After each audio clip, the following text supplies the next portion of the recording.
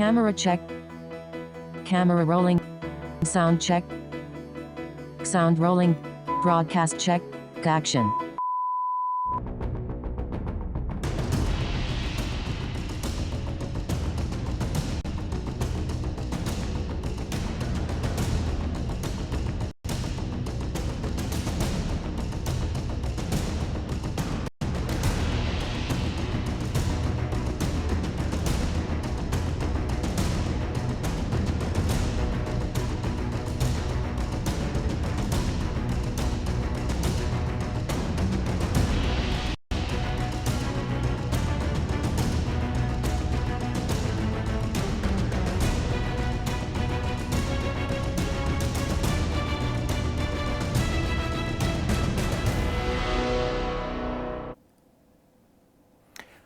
Hi, I'm Carl Taylor. Welcome to one of my talk sessions on Facebook and YouTube. Now, what I wanted to talk about was this. I've just been sent this, I've just received this. This is the Hasselblad H6 100 megapixel camera. It's a 100 megapixel CMOS sensor with this whacking great big huge beautiful CMOS chip, which is pretty much the 645 format, full size format. So it's a huge chip. It's a bigger chip not only in terms of megapixels than my current H6D, it's physically a bigger dimension area as well.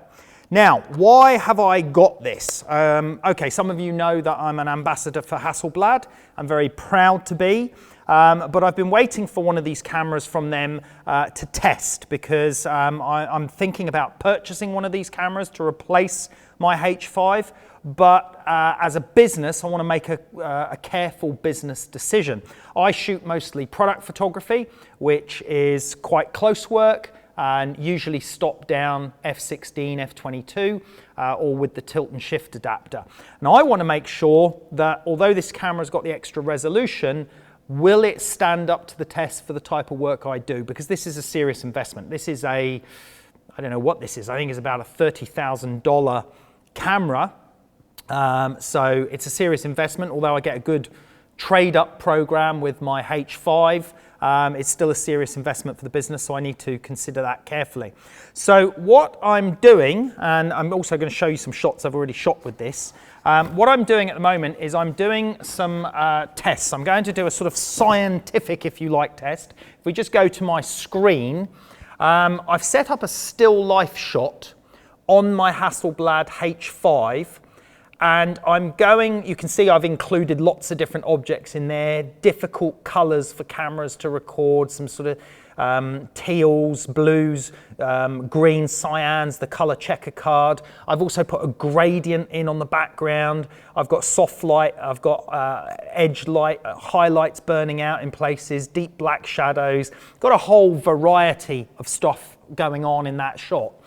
And I'm going to run through all of the aperture settings from f2.8 on the standard 80mm lens all the way through to f22 on the H5, and then I'm going to do the same on the H6, and I'm probably going to throw in a Sony A7R, which is, in my opinion, one of the better 35mm full frame cameras in terms of resolution and detail, and I'm going to do a like for like comparison. It's going to take me a couple of hours to do that, so I'm not going to do that now live, but I'm just letting you know that I'm going to do that today and tomorrow, and I'm going to document, video the whole thing, and I'm going to put that out on Facebook and YouTube so you guys can see the results of what these type of cameras can reveal and record.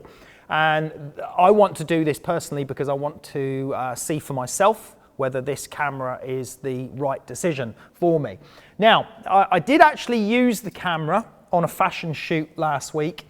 Let me just show you a couple of the images because I was particularly impressed with what the camera delivered. Let's just take a look at this here. So this is one of the images that I shot last week. And this is something that I can't do on my H5. This is where I've combined a long exposure with flash.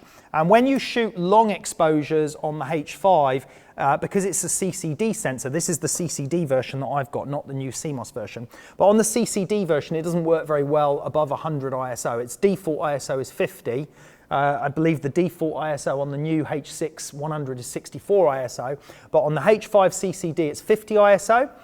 It's acceptable at 100 ISO, and then when you get to 200 ISO, it's not so good. The CMOS version is very good at higher ISOs, and here on this shot I used it at 400 ISO, so I was able to combine a long exposure with flash, and you can see that I've got minimal grain even at 100%. You know, I've got fantastic detail going on in there, so you know, you can see that the result is very good even at the higher ISOs. So that interests me greatly about what this new H6D100 can do at the higher ISO end as well as at the lower ISO end.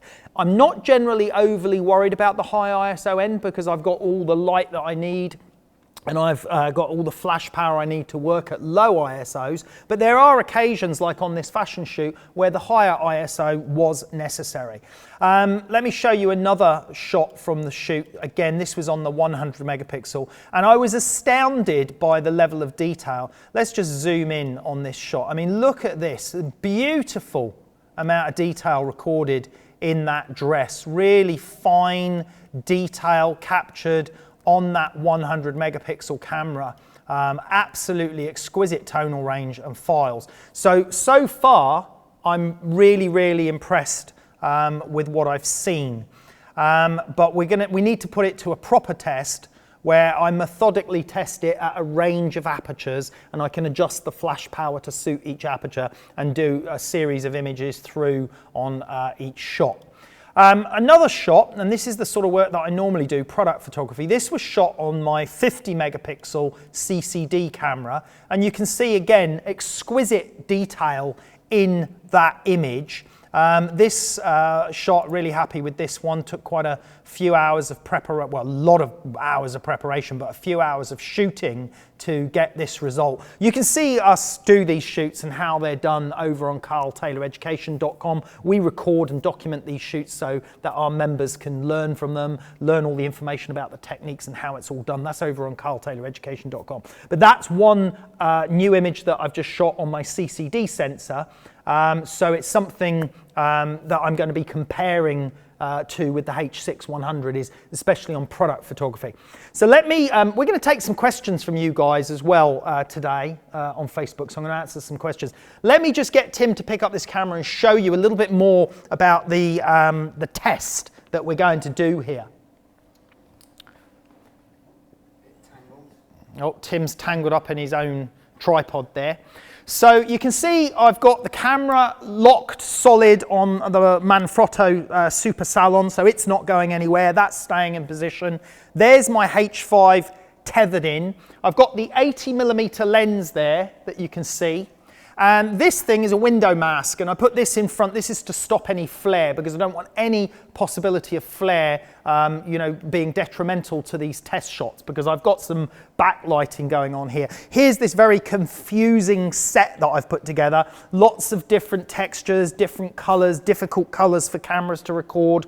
And I'm backlighting along here so that we can see how the tonal range is on backlighting. I've got glittery items in there. I've got an edge of the scissors which is reflecting this para, and that's going to give me almost burning out at 255, 255, 255 in each color channel. I've got a fluter on the background to give me a gradation light on that gray. So I'm making a pretty ugly but difficult set to record photographically. Deep shadow detail, bright highlight details, midtones, color checker charts, all of those things going on. And what I'm going to do is I'm going to run through from f2.8 on the standard lens all the way through f22, and then do exactly the same, but swap the camera body for the H6 body, use the same lens, do the whole thing again, and then put the Sony body in as well with the equivalent focal length lens and shoot the whole process again. So that's what I'm going to do. It's going to take me a few hours to do that and nail it down, but as I said, I'll collate all the results we'll look at those results and we'll publish those results so you can see how these cameras perform and what they're like. Let's go back over there, Tim, and let's see if we can take a couple of questions. Right, I've got, just wait for Tim to get that camera back on there. I've got a couple of questions coming in here. Natty Gold, I think that is. Carl, could you please say with what light modifier do you use when the girl was on the shot of the swing? Let's just go back to that shot. Let me just open it again. There it is there. Okay. Now, I'm really stoked with this shot. I love this shot. And what this person's asking is what light modifier we use. I'm afraid I'm not going to tell you, because if you're a member on carltayloreducation.com, you get to find out what light modifier, position, power, how it was done, why it was done a certain way. It's $14 per month or £12 a month. You get access to that shoot, every other shoot we've ever produced in the last 10 years, every shoot we're going to produce, and our live shows. So we already produce a really fair deal for photographers to learn. So I'm not going to be unfair to our members who are paying members to get access. So if you want to find that out, then become a member on Carl Taylor Education. It's all there. And you know, everyone that's a member is absolutely loving it. James Parrish is saying, hey Carl, does Lightroom support the NAW files of the new camera?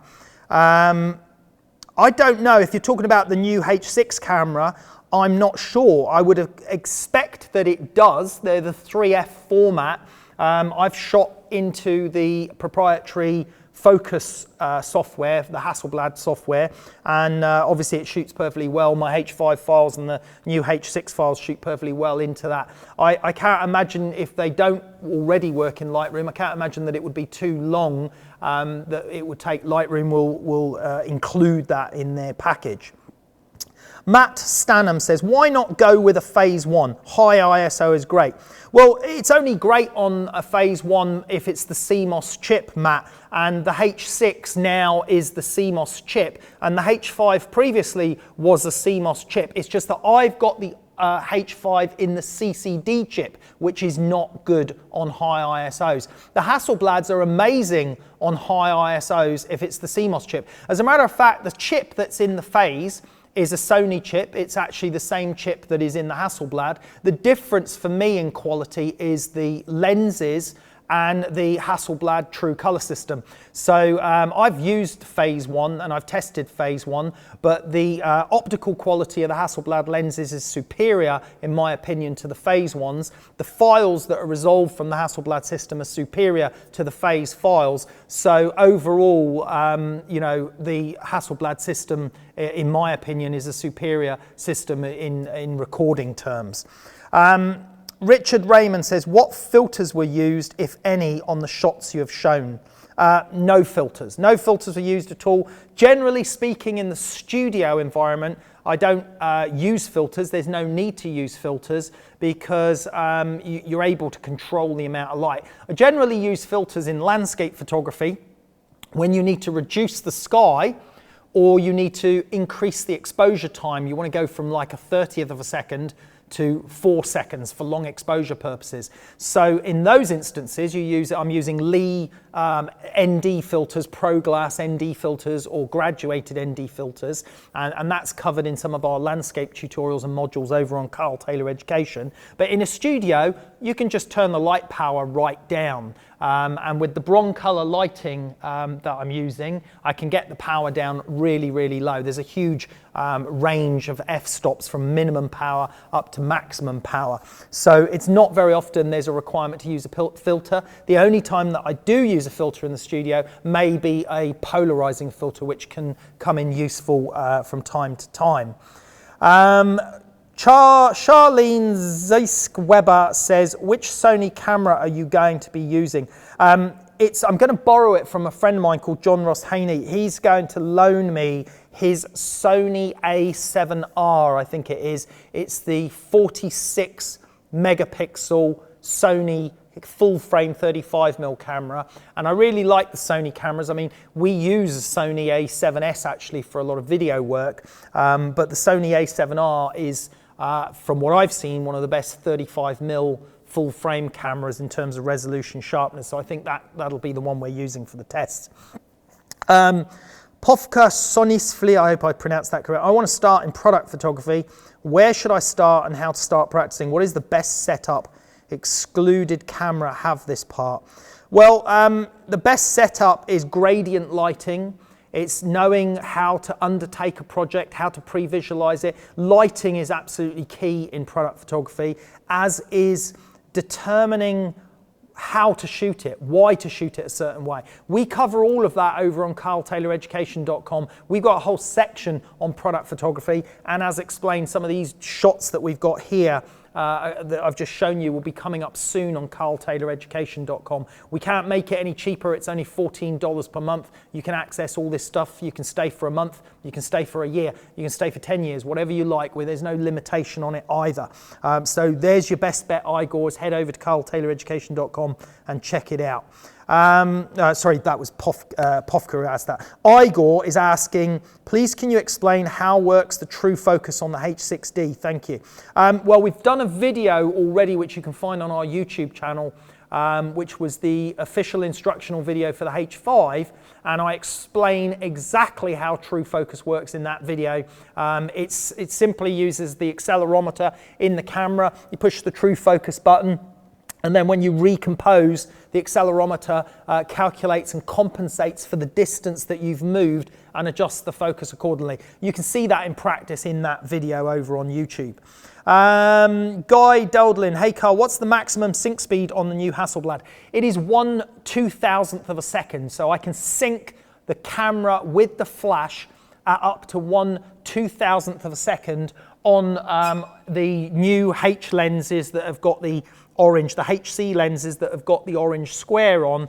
They now allow up to 1/2000th of a second shutter speed and sync up to that speed as well, which is phenomenal. Let me just bring up my website, my lovely, wherever it's gone, my lovely Squarespace portfolio site.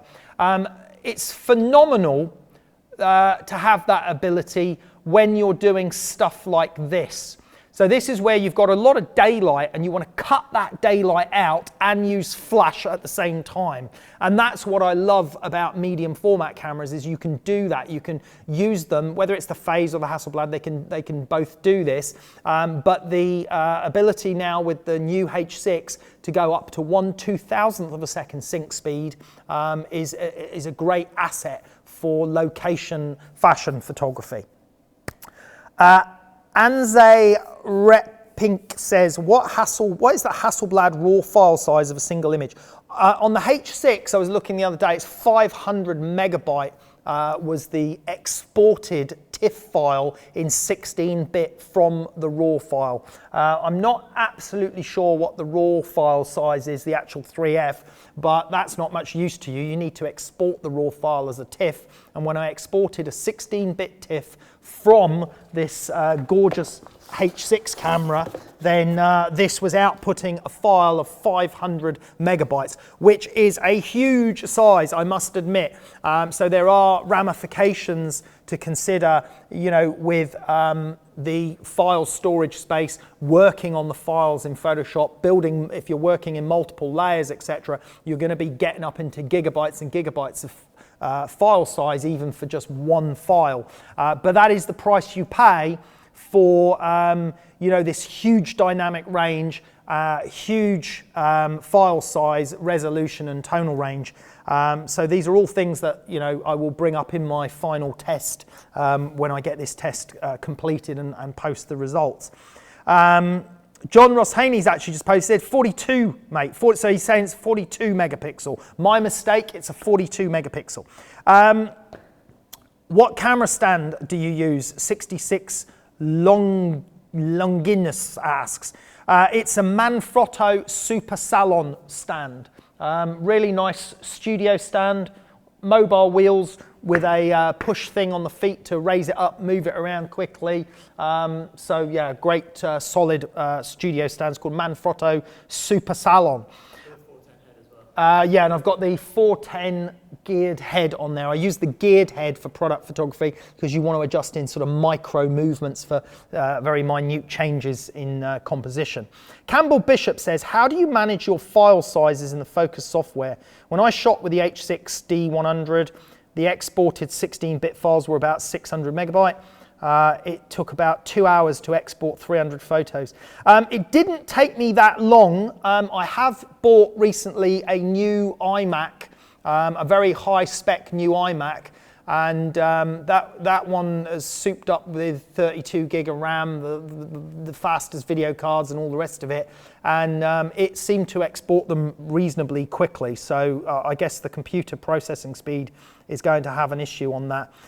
Tyler George, what advice would you give a young person who is new to photography, who is finding it difficult to get work no matter how much they try? It's a very competitive industry.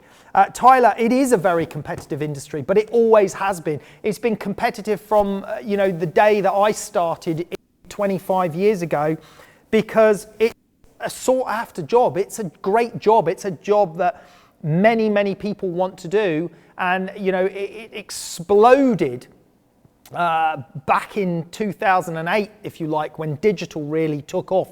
And then obviously more and more photographers hit the scene, and the equipment standards grew and sort of leveled the playing field in many ways in the capabilities of the cameras. And we saw a lot of great photographers come about off the back of that. So it may even be more competitive now than it was. But like any business, you have to think of it as a business. You've got to think, right, what is my market? What do I really want to do? What is my passion? What do I love? Which area of photography do I love? Which area do I want to specialize in? Do I love portraiture, weddings, product photography, reportage? What is it that appeals to you?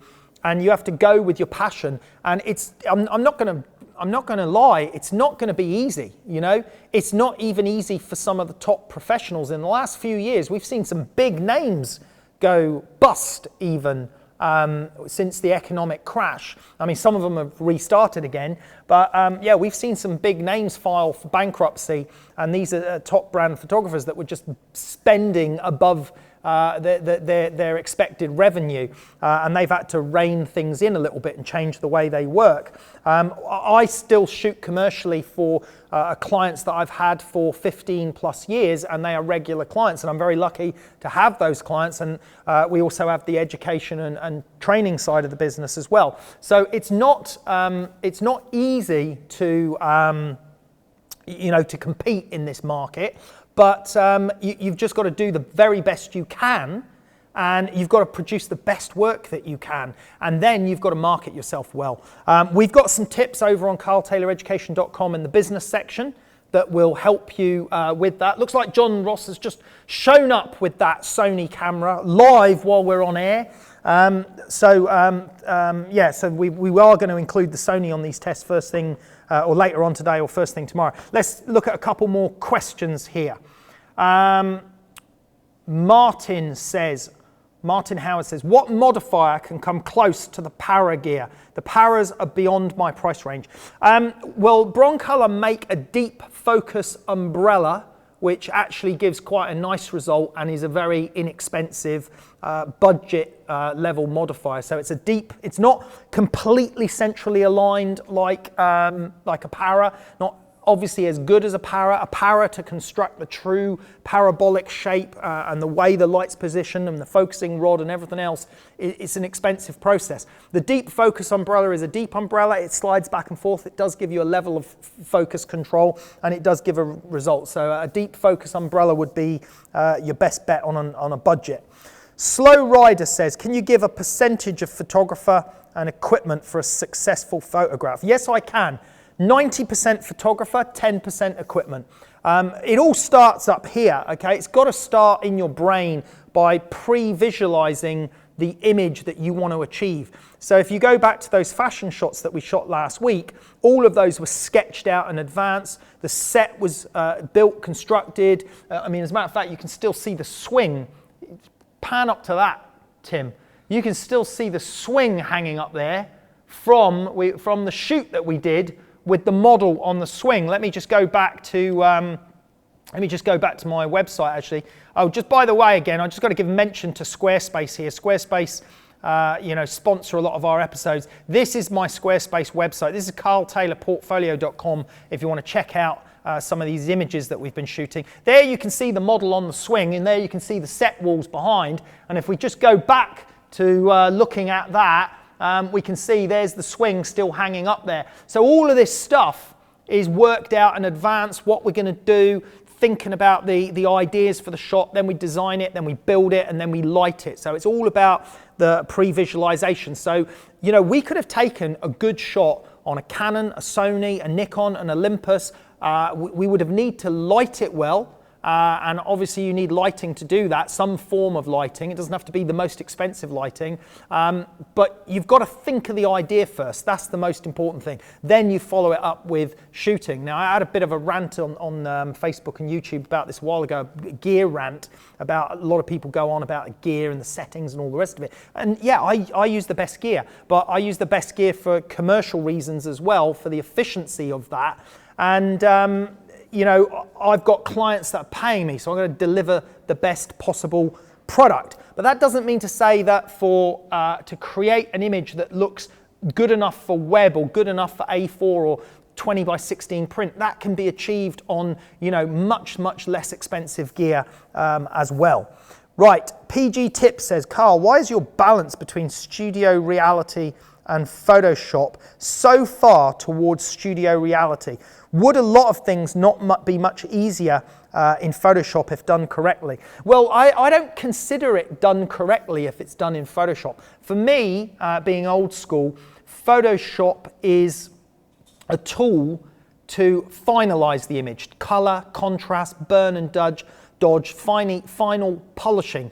Photograph as a word, and the term photographic for me is about recording something accurately, recording what it is. And I always find, and most people that talk about my work or mention my work, talk about clarity, cleanness, and that sort of dynamic realism in my work.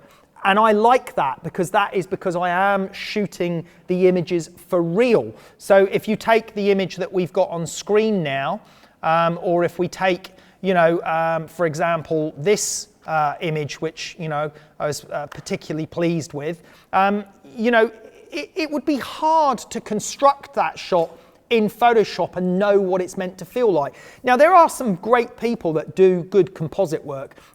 Miss Anelia, for example, she does amazing composite work. She shoots loads of different bits and pieces and pastes them all together. But for me, I consider that more art. It's more of a painting and art process than it is a photographic process. And whilst they look amazing, they still look somewhat fantasy and surreal to me. Whereas my work, I don't go down that style. That's not what I want to do. Although saying that, I saw some of Miss Anelia's recent birthing project shots that she was doing, where it looks like she's shooting more of a fixed set and a final result as one shot. And they do look fantastic. But, my personal style is more about reality and capturing a fantasy in one shot. So that's just the way I work. And I don't believe that it would be easier in Photoshop. I think actually I would not feel as creative in doing it that way. Although I'm perfectly competent in Photoshop, I just feel for me to record a photograph is to record what I want to record and what was there. Mike Irving, hi Carl, there is a small demand for teaching how to shoot in small spaces, especially with lighting in a home studio. Can you do a future tutorial on that? We've done a tutorial on that, Mike. In the light source course in the portrait section on Carl Taylor Education, we build a small studio within this studio, and we do 1 light shooting setups, 2 light shooting setups, 3 light and 4 light, and we show you how to control that light in very small studio spaces, even shrinking the studio space down and explaining why you'd use the lights in a certain different way in small studio spaces. So head over to the portrait section on carltayloreducation.com and look at the light source course. Alan Roberts, what camera do you use when you're on holiday? I use my iPhone, Alan, because I've got my young kids screaming in my ear, Daddy, can we go and do this? Daddy, can we go and do that? My wife going, oh, we've got to go and do this. Oh, we're going to do that. Blah, blah, blah, blah, blah. So I have no time to take a proper camera on holiday. All I'm doing is taking video shots and snapshots of my kids on my iPhone. So that's all I take on holiday because my life is just too chaotic on family holidays at the moment. Craig Gary, signing up for Carl Taylor Education today. Well done, Craig. Do you think I can get good versatility out of 2 Broncolor Litos and 1 Pico light to start product and model photography? You'll certainly get good results out of Broncolor no matter what, but I would say you've got to have 3 lights if you really want to do stuff well with product photography and give yourself a little bit more versatility in portrait. What you'll notice, Craig, in the portrait section is we do show how you can be creative with just 1 light or 2 lights. So in carltayloreducation.com that you've just signed up for, in that portrait section in the light source course, we've got chapters, 10 shots done with 1 light, 10 shots done with 2 light, 10 shots done with 3 lights, and 10 shots done with 4 lights. So we show you how you can do it, but I just think it's a lot easier with a 3 light setup, especially for product photography. Roger Ting, can you talk about using Beauty Dish? Already do, carltayloreducation.com, but I'll give you a brief run through. It's an economic, well-priced, semi-parabolic light, gives a good result. You use it at 45 degrees above your model, fairly close to your model, above your shooting distance, slight catch light in the model, use a reflector below. That's the best way to use the Beauty Dish. I use a 70 centimeter silver one, just for your information. Carlo Savolf, you only use 1 off-camera flash for portrait. What modifier would you have? I'd have the Octabox 150 over there, Tim. The one up on the high stand there at the back. I can't point to it. That one. No, that one. Go back. There we are. Stop moving, Tim. That one. That's the Octabox 150. I'd get yourself one of those.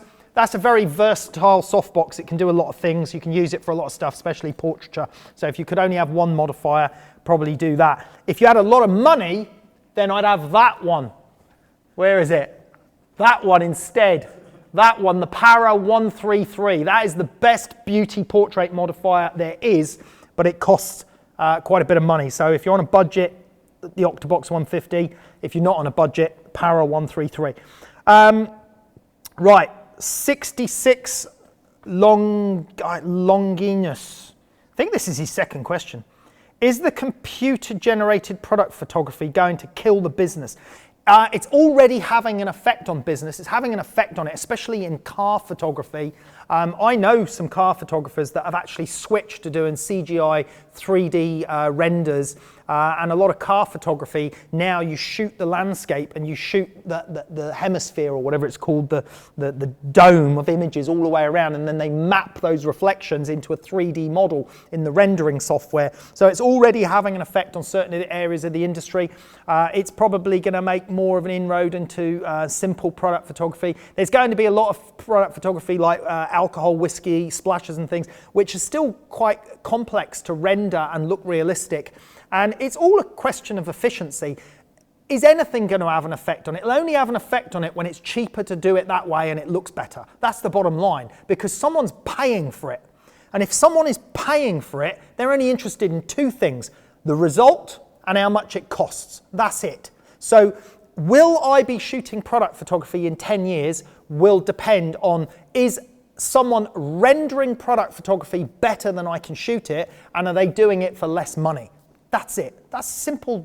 That's the simple economics of it. Okay. Now, in keeping that in mind, a lot of photographers, myself included, and colleagues of mine that shoot product photography, they're already experimenting with 3D rendering software, with Cinema 4D, 3D Studio Max, and all those sort of programs. And they're already getting into this, and they're already anticipating it. Some of them are already doing some 3D work and blending it with their actual stills photography. So I think the savvy photographers will be on top of this, and they will stay ahead of the game.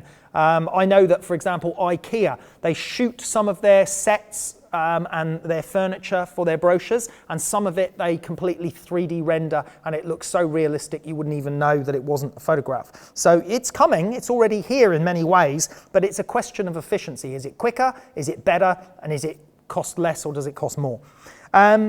Sreeves, someone there, I can't pronounce his name either. Hi Carl, can you give me some idea about backlighting or bounce lighting? That question's just too vague, I'm afraid. There's so many permutations on backlighting or bounce lighting or edge lighting. Just go over to carltayloreducation.com, watch the lot, fill your boots. Take you a long time, I must admit, but it's all there. It's all there. I can't really explain it any better than that. Someone called Goodfella, any tips on how to communicate with models? I'm kind of shy. That is a difficult one. I mean, when you work with models, you do need to keep the tempo and the beat right. You've got to keep the positivity. You've got to keep the whole morale and the crew and everyone going with it. So it just takes practice, really. It just takes sort of confidence in your own ability, your own work. You do need to command a shoot sometimes and be in control of it, otherwise the whole thing can spiral out of control. You know, you've got assistants working with you and they'll pay you no respect whatsoever if you if you lose control of the shoot. So yeah, you have to have a little bit of confidence in shooting, but it does, you know, it's certainly easier for me now than it was 15, 20 years ago, so it's just practice. Test it here. Tips on how to shoot commercial with natural light. Too broad a question. What does commercial mean with natural light? Do you mean commercial portraiture? Do you mean commercial product shots? I don't know what you mean, so I'm afraid that question's too broad. Brett Green, if you weren't a photographer, what would you be? Well, my other passion is scuba diving. I dive every weekend exploring shipwrecks or looking for scallops or whatever, so I reckon I'd be a full-time diver. But other than that, I would actually like to be a cameraman. I would love, as a job, an alternative job would be to be like a videographer or cameraman for something like the BBC Natural History Unit. Underwater cameraman would be even better. There you go, that's my perfect job if I wasn't doing photography. Mark Andrew, recommendations. What do you use for cards in your cameras? Well, these cameras use the compact flash card. I mean, this one actually uses the CF cards and the new CF fast cards. So this monster camera, look, has got these super fast cards plus SD cards, so it can use either card. But I don't really use cards in my camera unless I'm shooting 35mm, because I shoot tethered, which means, look, that I've got a cable going from the camera directly into the computer. So I don't need a card at all. I just shoot straight into the computer. If I'm shooting on location, not tethered, then I'm using CF cards in my Canon camera or Hasselblad camera. Right, we'll take a few more questions and then I think we're going to wrap it up. Anything else I've forgotten to cover here? Don't think so. Right. Rick O'Neill says, who do you learn from? Who are your aspirants? Who's my aspirants? my aspirants. Well, you know what? I've learned photography from many different people over the years, studying their work, learning bits and pieces, tips. You know, there's some fantastic photographers whose work I admire. Tim Flack is one of them, and I'm hoping Tim's going to be a guest on one of our talk shows soon. Tim Flack, timflack.com, TIMFLACH.com. He's just released a new book called Endangered. His work is inspirational. The quality of his images, the quality of his post-production, fantastic work. Rankin's work I like. When I was younger and I first started out, I was a big fan of Bob Carlos Clark. He was a huge inspiration for my work. Litchfield, Steve McCurry, Sam Abel, Jody Cobb at National Geographic, all those guys, lots and lots of different photographers, too many to mention. Obviously now though, actually, it's easier to learn now, Rick, because you can learn from us on carltayloreducation.com. Now you can speed up the learning process 20-fold compared to when I was learning back then. Aaron says, how many pretty green t-shirts do you own? I own about 12 actually, Aaron, because I like the fit. I find them comfortable. I wear them all year long. I've actually got 3 of this one. I've got 3 of it in blue. I bought some new ones the other day. It's pretty much the only t-shirt brand I buy. I believe it's owned by Liam Gallagher, this brand. I heard that somewhere, but I don't really care. I like Liam Gallagher anyway, but I just like them because they're comfortable and they fit well. James Parrish says, Carl, is there an education class on how to use a parabolic modifier like distance, angle, size? Well, we cover it in some of our tutorials on Carl Taylor Education, but I've actually, I'm formulating a new live show to cover just that topic and just that subject. And I think myself and Urs Recker did a video on using the Para 222 where we give a bit of an explanation on that. You can find that Broncolor's how-to video section on Broncolor's website. Mike, are you bringing out any new DVDs in the future? No, DVDs are dead, I'm afraid, Mike. Every new tutorial that we produce, and we've been producing tons at the moment, every one of those gets uploaded to carltayloreducation.com as a full in-depth module. So we go more in-depth now on one particular subject, release that as a full start to finish photo shoot, post-processing work, the whole lot. It's all on carltayloreducation.com, and now it's much, much cheaper than the previous DVD formats where we were selling DVD courses before, you know, for $100 or a few $100 for some of our more expensive courses. Now it's just $14 per month and you access every course we've ever made. Right, final question. Don't forget the live show on Thursday. Yes, someone just said. Don't forget the live show. On Thursday, we have Bianca Swan, who is our stylist. So if you look at these shots again, so these fashion shots, for example, you see these beautiful dresses from Pronovius here that she's wearing there, or you know, the lovely outfits that we've got. Here we've got like this beautiful dress here. All of this has to be controlled and organised by a stylist. I mean, you can do it yourself, but it's a lot easier with a stylist. And I've used Bianca for many years. She styled for Rankin, Burberry, you know, all the big fashion labels and stuff. And she's going to be on our live talk show Thursday evening at 6 p.m. UK time. That's 1300 EST New York time. She's going to talk about styling. So if you've got questions about styling for fashion shoots, Bianca is the lady to ask those questions. She'll be on the sofa chatting with me, talking about her work and what's involved in styling. So tune into that show, carltayloreducation.com this Thursday to get your questions answered. Okay, that's about it for now. And oh yeah, there's a new landscape course up on Carl Taylor Education. So no matter what level you're at, whether you're beginner level and you're looking for landscape or basic tips on aperture, shutter speeds, composition, start in our essential section, then work your way up to our advanced section. And then as you move into pro level, you move into lighting, our portrait section, lighting theory, all that sort of stuff. Then into product photography, business skills, post-production, Photoshop, Lightroom. We've got it all, plus monthly live shows, the whole package, gear discounts from our brand partners, tons of stuff. Can I sell this any better to you? Competitions as well. Yeah, we are giving away a Canon 5D Mark IV this December in our competition. It's the closes on December the 10th. So you've still got time to get your entries in.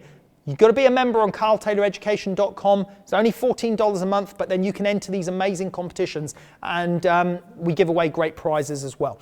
Okay, thanks very much for tuning in on Facebook Live and YouTube Live. Good to see you here. Thanks for your wonderful questions. I'm Carl Taylor. We'll see you next time.